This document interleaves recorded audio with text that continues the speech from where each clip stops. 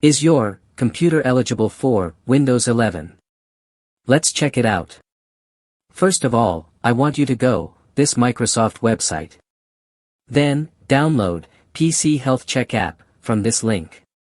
If you did not see this link, once you open, scroll down a bit, then you will find it on down the page. Once you click on this link, PC Health Check app starts download. Open it up.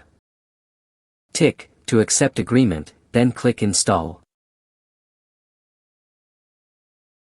Tick on add shortcut to desktop if you want to create desktop icon. And click on finish.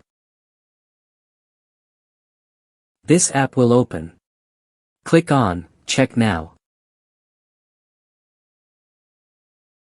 My computer is not eligible for Windows 11. However, my computer is not older than 4 years. So, I can make it eligible for Windows 11.